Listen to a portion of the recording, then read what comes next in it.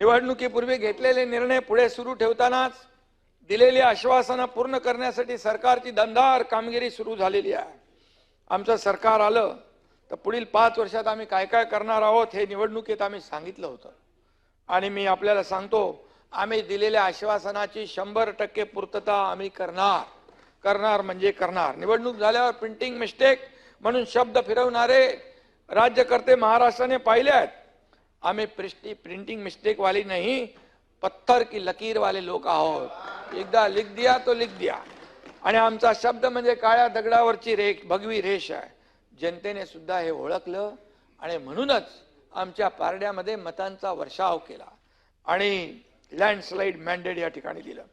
निवडणुकीपूर्वी वीज बिल माफीचा निर्णय घेऊन निवडणूक होताच बिल पाठवणारे काही लोक जनतेने पाहिलेले आहेत।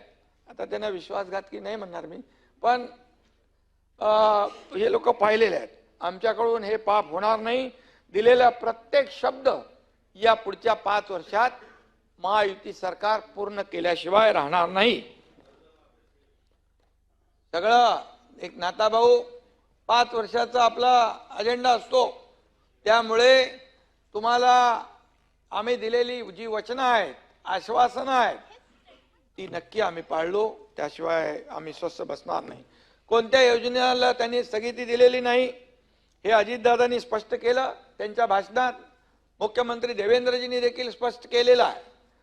रोज याला स्थगिती, त्याला स्थगिती, अरे स्थगिती सरकार आमचं नाही, स्थगिती सरकार पूर्वीचं होतं, महाविकास आघाडीचं। आमचं स्थगितीचं नाही, आमचं प्रगतीचं आहे, आमचं सरकार समृद्धीचं आहे।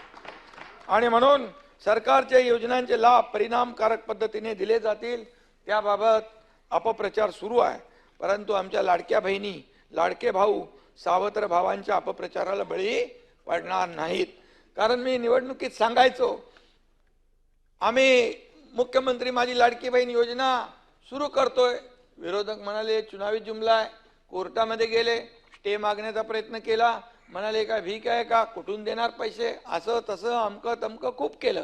मी तेव्हा त्यांना एवढंच सांगितलं, सरकारने योजना जाहीर केलेली आहे, ती मिळणार, तुमच्या खात्यात पैसे येणार। फक्त एवढंच लक्षात ठेवा, जेव्हा वेळ येईल तेव्हा या दुष्ट सावत्र भावांना विसरू नका।